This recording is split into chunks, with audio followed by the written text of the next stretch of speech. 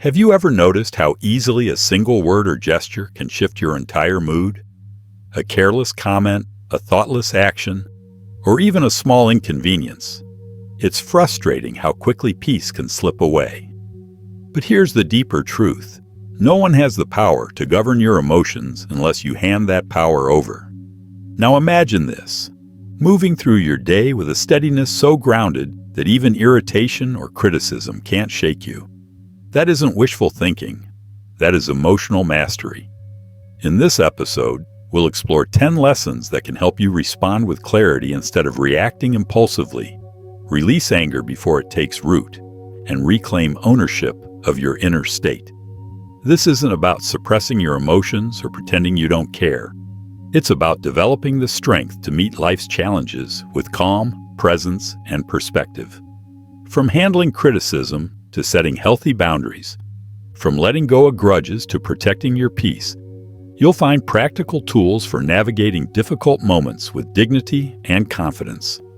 By the end, you'll understand what it means to remain unshaken, even when the world tests your patience.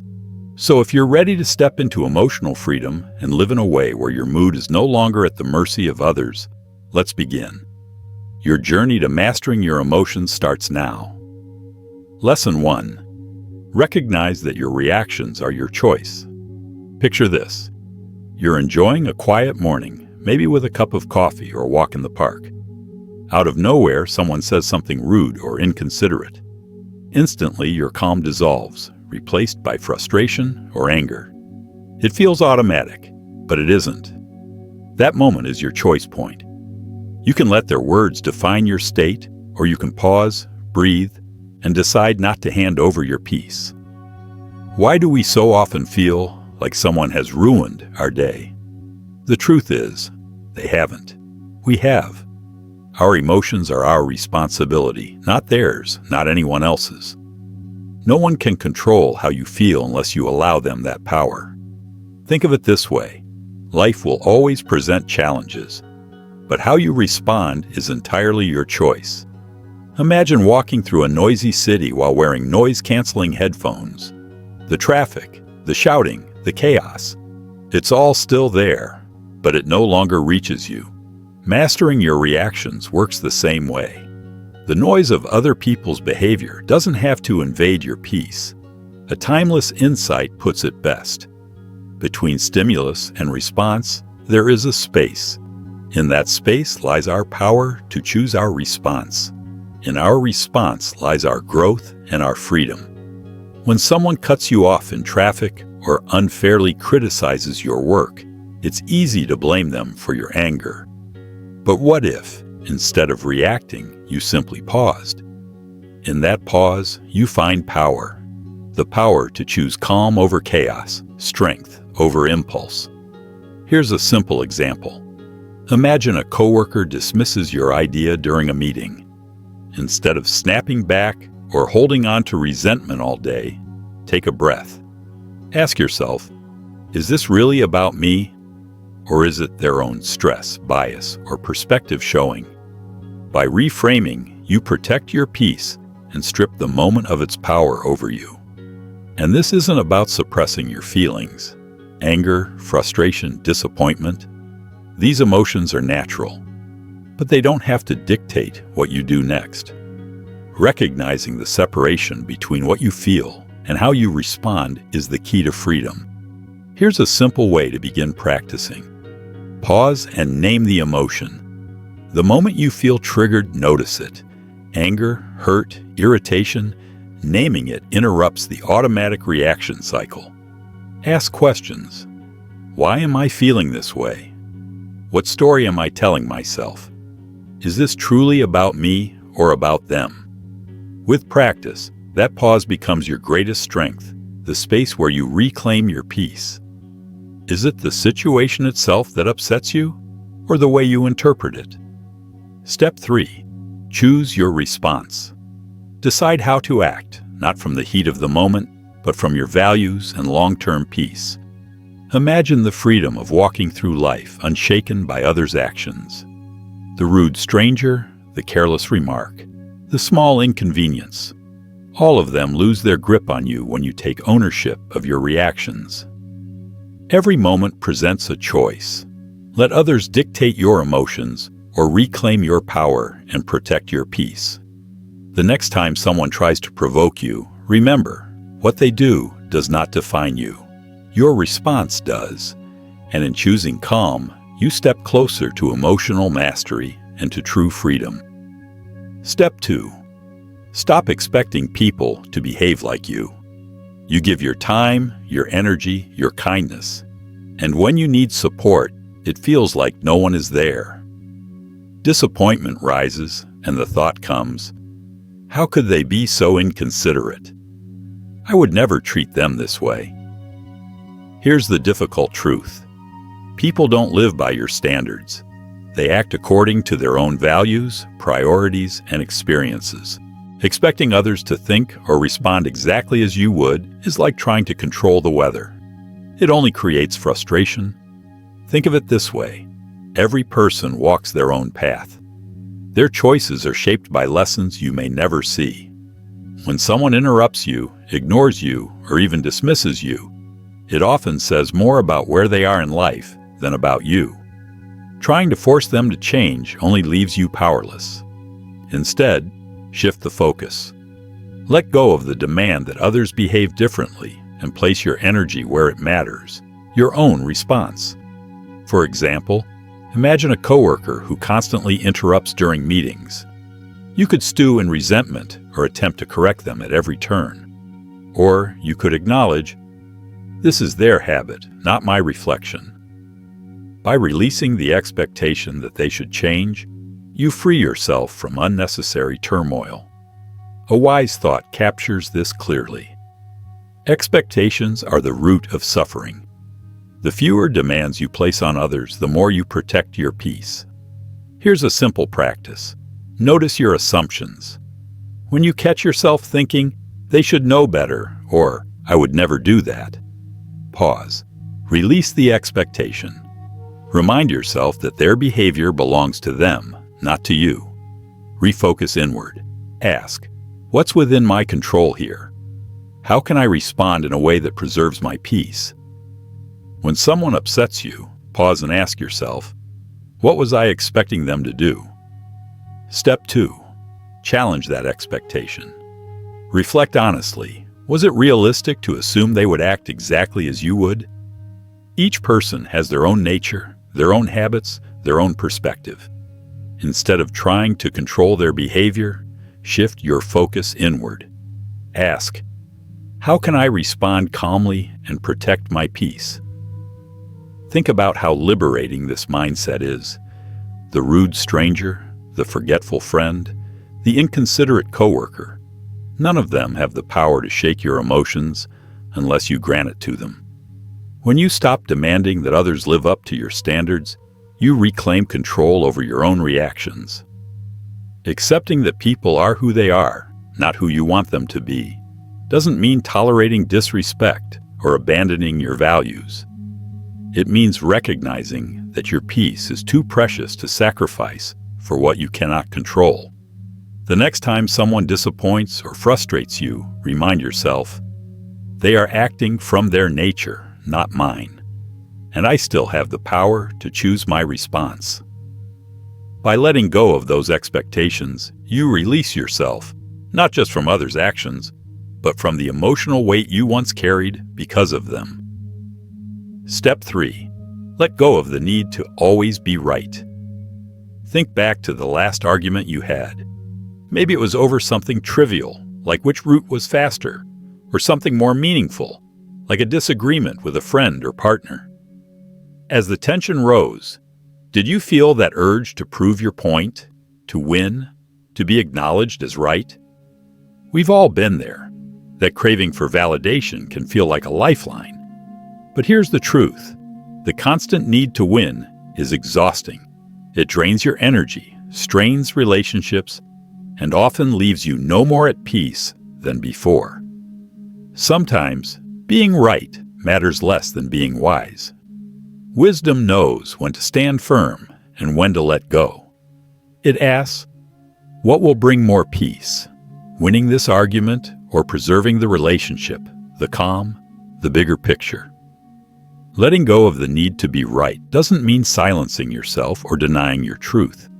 It means choosing battles carefully and recognizing that your well-being isn't tied to proving a point. The urge to argue or prove your perspective often comes from insecurity. It feels as if being wrong threatens your worth or identity. But what if you could release that need entirely? What if you approached disagreements with curiosity instead of defensiveness? A powerful question to ask yourself is this: would I rather be right or would I rather be at peace? More often than not, the insistence on being right breeds tension, damages relationships, and fuels inner frustration. Letting go of the need to prove yourself, however, preserves your calm and opens the door to understanding. Imagine this. Someone accuses you unfairly. Instinct tells you to defend yourself, to argue your case, to highlight their flaws in return. But what if you paused and asked, is it worth my energy to prove them wrong? Will this change anything that truly matters in my life? In most cases, the answer is no. Here's another example. A friend insists their way of solving a problem is better than yours.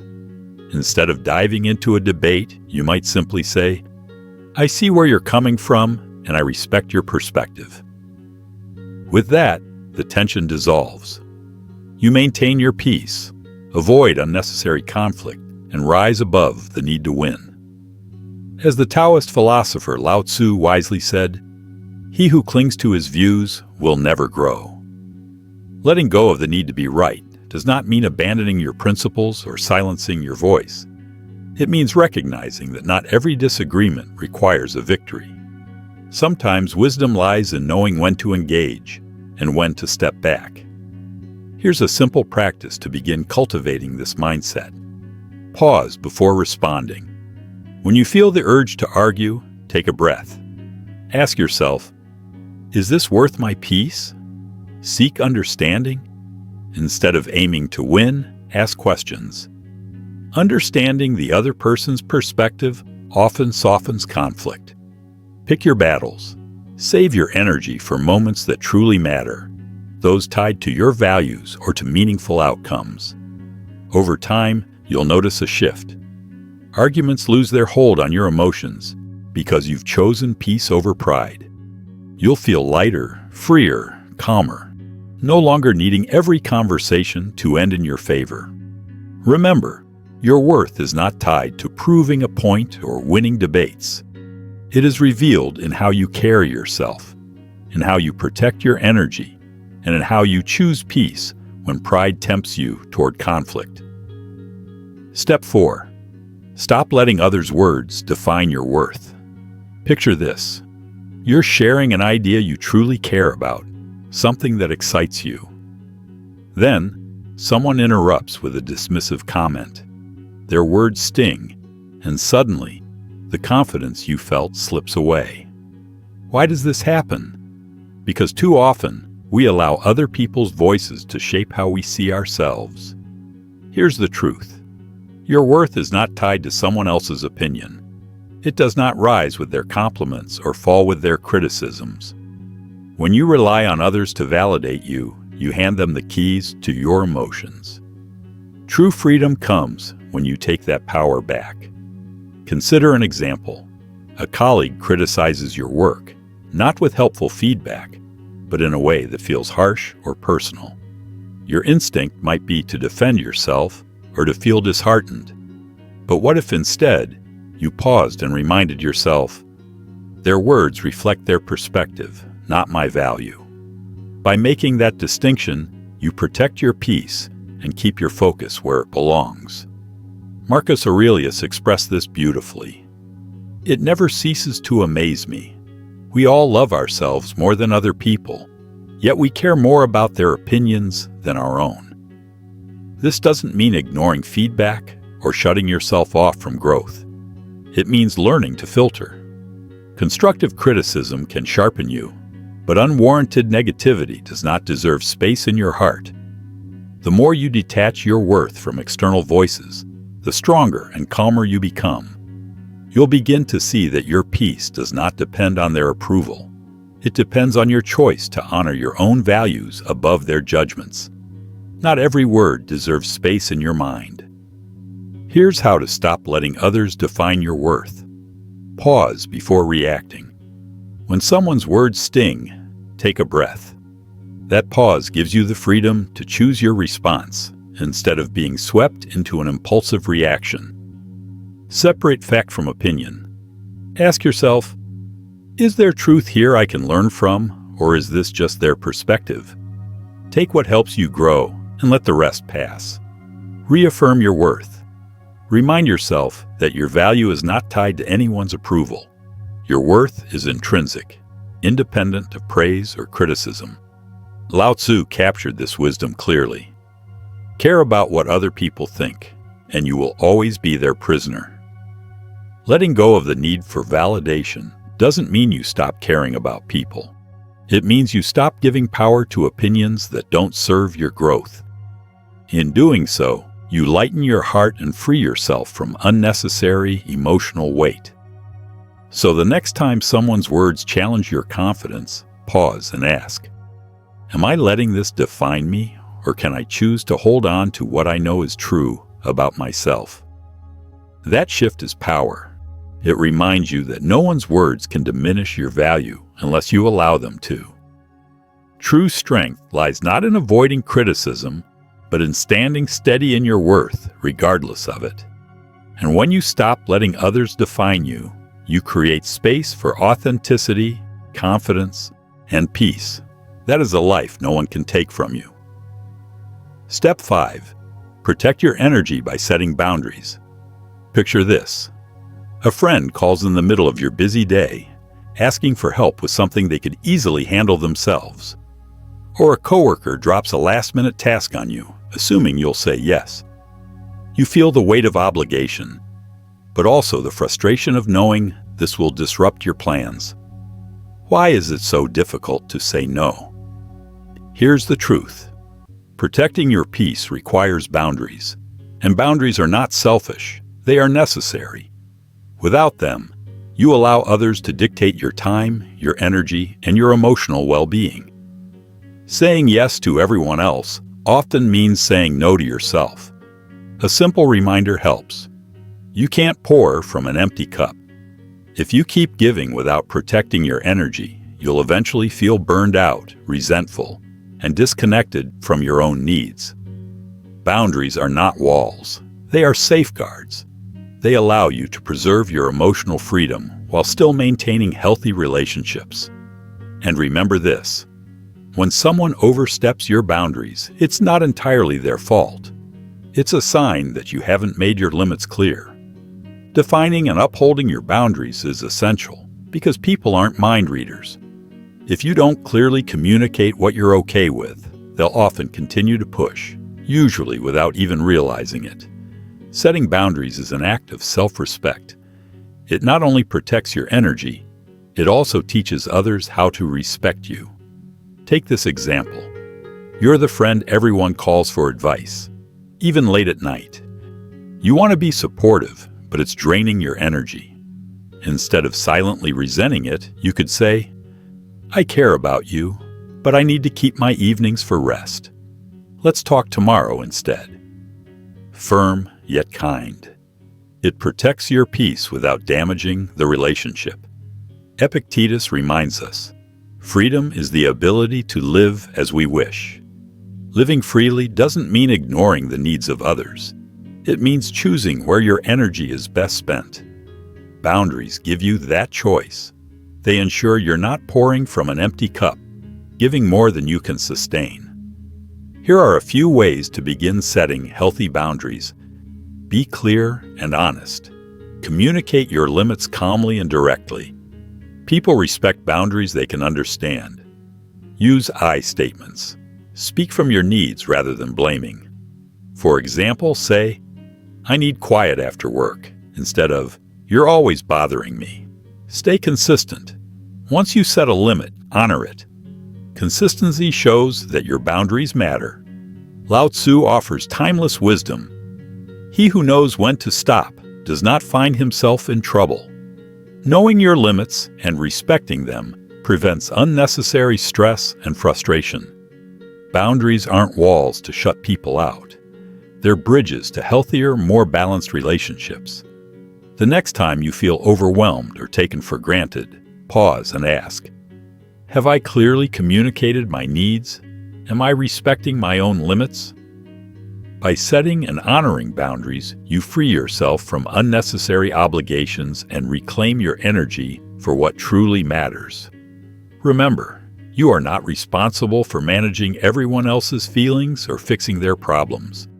Your first responsibility is to your own well-being, your peace, your time, your emotional balance. Protect your energy, set your boundaries, and you'll find yourself lighter, steadier, and more in control. Because when you prioritize yourself, you don't give less to the world. You give it the best version of you. Step 6. Detach from the opinions of others. Imagine this. You share an idea you're proud of, but instead of encouragement, you're met with criticism, or worse, indifference.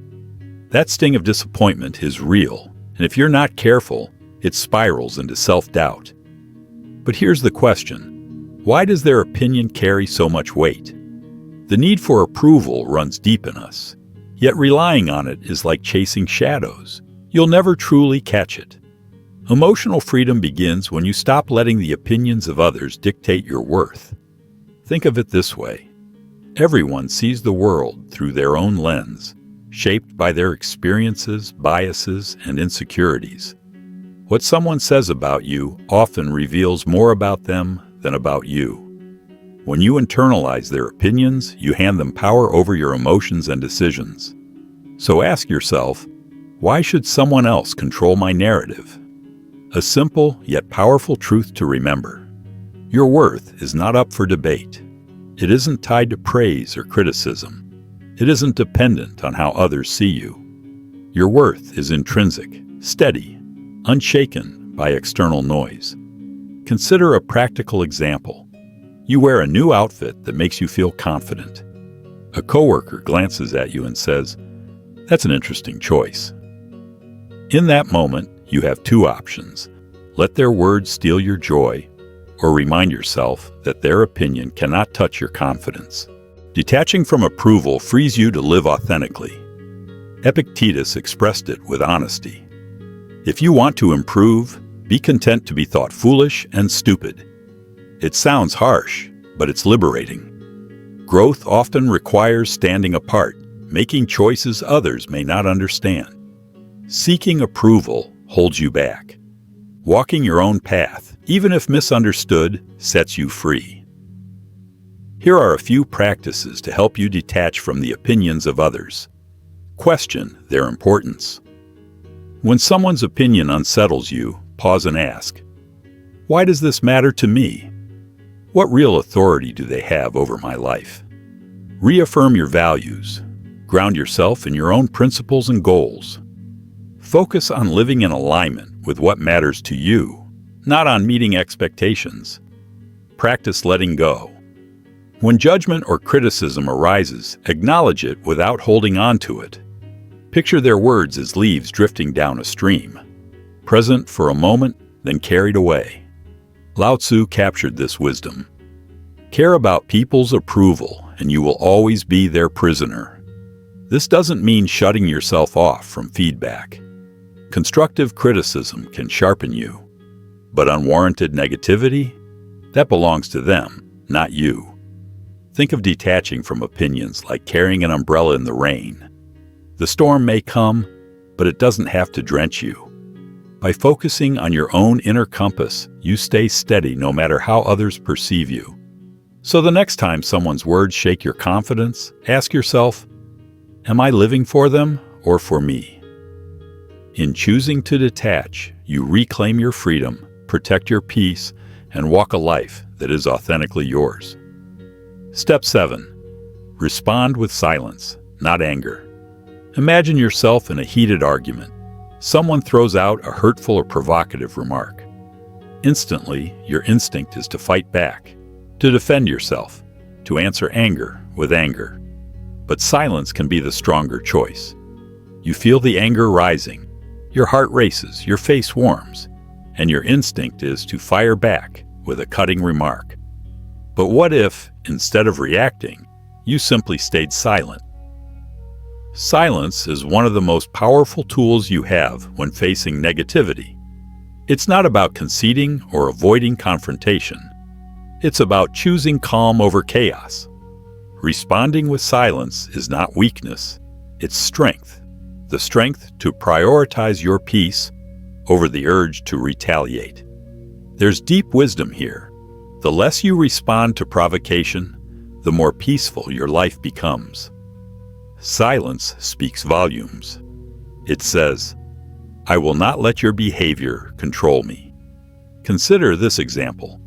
Someone at work tries to undermine you during a meeting, aiming to embarrass you. You have two choices: engage in a back-and-forth argument or pause and respond with silence. By staying silent, you deny them the reaction they seek, maintain your composure, and demonstrate to everyone who truly holds the higher ground. Marcus Aurelius put it simply, "The best answer to anger is silence." Anger feeds on reaction. Silence starves it. When you choose not to engage, you break the cycle of negativity and protect your emotional well-being. Think of silence as a shield. It deflects the noise without pulling you into the fight. Here's how to make it your go-to response in moments of provocation. Pause before reacting. When someone says something provocative, take a breath. Silence gives you space for clarity. Listen without defending. Sometimes people just need to vent. Let them speak without feeling the need to explain or justify yourself. Speak only when necessary. If a response is truly required, keep it calm, measured, and to the point. As a Buddhist teaching reminds us, speak only if it improves upon the silence. This doesn't mean suppressing your feelings. It means choosing carefully when and how to express them. Silence doesn't ignore the problem. It preserves your energy for moments where your voice truly matters. Think of how often we regret words spoken in anger. Silence removes that regret. It allows you to reflect, reassess, and respond thoughtfully rather than impulsively. Often, silence says more than words ever could.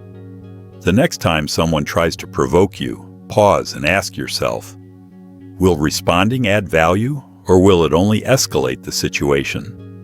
By choosing silence, you protect your peace, demonstrate strength, and maintain control of the narrative. Remember, silence is not the absence of a response.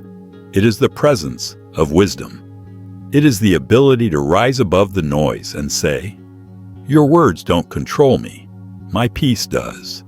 That is how you win the battle without ever raising your voice. Step 8.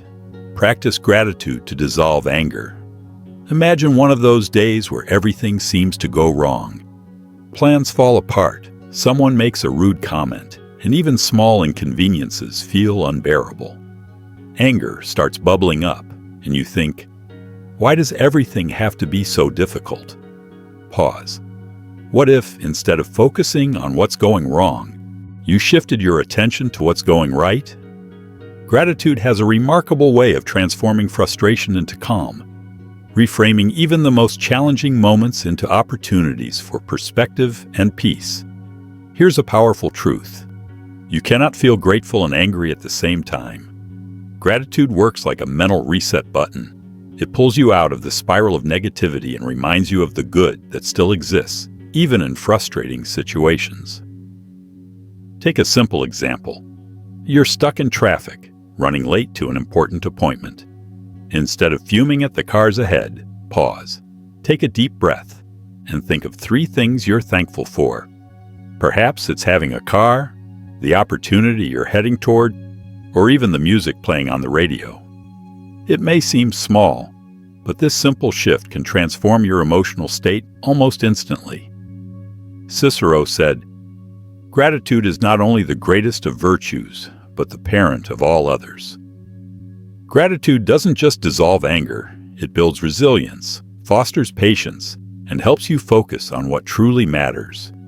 It is a tool you can use anytime, anywhere to protect your peace. Here's how to make gratitude a daily practice. Pause and reflect. When anger begins to rise, take a moment to breathe and ask, what is one thing I can be thankful for right now? Keep a gratitude journal. Each evening, write down 3 things that went well, no matter how small. This trains your mind to notice the positive. Use gratitude as a reframe. When faced with a challenge, ask, what can I learn from this? How could this be worse? For example, if someone criticizes you harshly, instead of letting anger take hold, focus on what you can appreciate. The chance to improve, the lessons hidden in their words, or the fact that you have the opportunity to practice patience. Gratitude is not about ignoring difficulties, it's about choosing perspective, reclaiming your emotional balance, and protecting your peace in every moment. Reframe criticism by approaching it with gratitude. For example, if someone delivers feedback that isn't kindly phrased, you might think, I'm grateful for the chance to learn from this, even if it wasn't delivered gently. This doesn't excuse their behavior, but it keeps you in control of your emotions. As a wise reminder goes, let us rise up and be thankful. If we didn't learn a lot today, at least we learned a little. If we didn't learn a little, at least we didn't get sick. And if we got sick, at least we didn't die. So let us all be thankful. Gratitude shifts your focus from what's lacking to what is present. It doesn't deny frustration or anger. It simply prioritizes what uplifts you over what drags you down. The next time anger begins to rise, pause and ask, what can I be thankful for in this moment? Gratitude doesn't just dissolve anger. It replaces it with calm, clarity, and a sense of control. In those moments, you realize that peace isn't something you find. It's something you create. Step 9. Reframe criticism as a tool for growth. Imagine this. You've just shared an idea you're proud of, at work, with friends, or online, and someone immediately shoots it down with harsh criticism. Your instinct might be defensiveness, maybe even anger. That's natural. But what if you could reframe criticism, not as an attack, but as an opportunity to grow? Criticism, no matter how it's delivered, often holds value if you're willing to look for it. It can reveal blind spots, challenge your thinking, or push you to improve. When you shift your perspective, criticism stops being a source of frustration and becomes a tool for self-improvement. For example, imagine preparing a presentation, and a colleague points out several flaws in your work. You could dismiss their comments, thinking, they're just trying to undermine me. Or you could pause and reflect. Is there truth in what they're saying? How can I use this feedback to improve? Choosing the second approach transforms what might feel like an attack into a stepping stone for growth. A wise thought captures this perfectly. Criticism, like rain, should be gentle enough to nourish growth without destroying roots. Of course, not all criticism is valid. Some comes from envy, ignorance, or malice. The key is to filter carefully. Keep what's constructive, discard the rest. Here's how to handle criticism with grace. Pause before reacting. Take a breath before responding. This prevents emotional reactions. Evaluate the source. Consider whether the person giving feedback has your best interests in mind. Are they informed? Find the lesson. Even poorly delivered criticism can carry valuable insights. Ask, what can I learn from this? For example, if a family member criticizes your career or lifestyle, instead of arguing or shutting down, you could respond, I hear your concerns. I'll reflect on what you've said. This shows maturity, preserves your composure, and gives you space to reflect later without escalating conflict. Epictetus offers timeless wisdom. If anyone tells you that a certain person speaks ill of you, do not make excuses about what is said of you. Focus on your own response, not the words themselves. But remember, he does not know my other faults, else he would not have mentioned only these. This Stoic insight reminds us not to take criticism personally. Instead, see it as part of the journey toward self-improvement. The next time someone critiques you, ask yourself, what can I learn from this feedback? Is this criticism about me, or does it reflect more about them? How can I grow from this moment? Lao Tzu reminds us, knowing others is intelligence. Knowing yourself is true wisdom. Criticism, when approached with the right mindset, becomes a mirror that helps you understand yourself better. It isn't always comfortable, but growth rarely is. By welcoming feedback, even when it stings, you develop resilience, humility, and a stronger sense of self. The next time criticism comes your way, pause and reframe it. See it not as an obstacle, but as a stepping stone toward becoming your best self. Growth often hides in discomfort, and those who embrace it unlock a level of strength no criticism can shake. Step 10. Master the art of letting go. Imagine holding a hot coal, determined to throw it at someone who hurt you. While you wait for the right moment, the coal keeps burning your hand.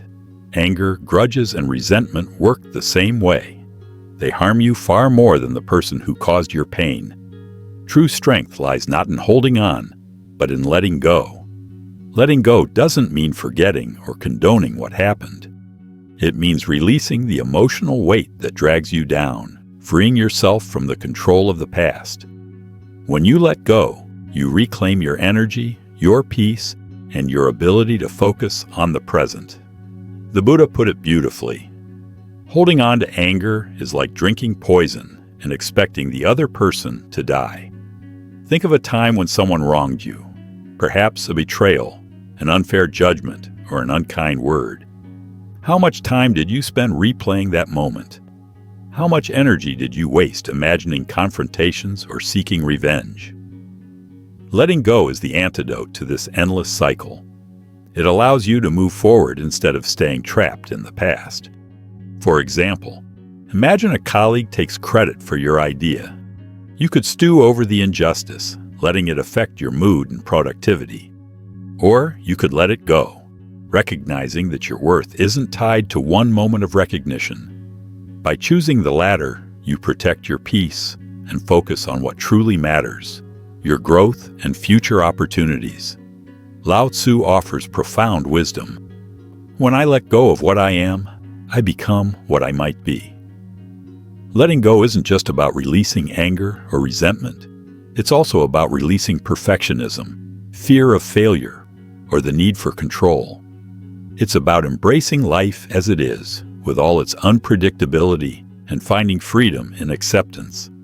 Here's how to start practicing the art of letting go. Acknowledge your feelings. Suppressing emotions only strengthens them. Allow yourself to feel hurt, anger, or disappointment without judgment. Reframe the situation. Ask, what can I learn from this experience? How can I grow stronger because of it? Focus on the present. Letting go is a choice you make for yourself, not for anyone else. Shift your attention to the here and now. This is where your power lies. Think of letting go like releasing a balloon. The longer you hold it, the more it strains your hand. But when you let it float away, you feel lighter, freer. Life becomes less about what happened and more about what is possible. Marcus Aurelius reminds us, do not be disturbed by what is outside your power. Let it go, and you will find peace. This doesn't mean letting people walk over you or ignoring injustice. It means choosing where to direct your energy. By letting go of what you cannot change, you create space for what you can. A brighter, calmer, and more fulfilling life. The next time you find yourself clinging to anger or regret, pause and ask, is this worth my peace? What would my life look like if I let this go?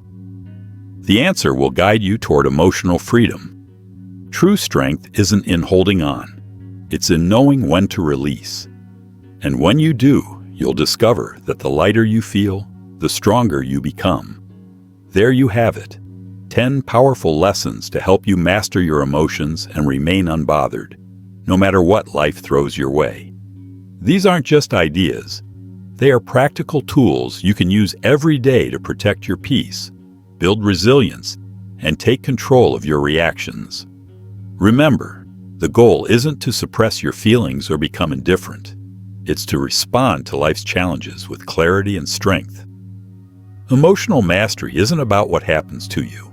It's about how you choose to react. The power to stay calm, centered, and free lies entirely in your hands. As you move forward, take these lessons with you.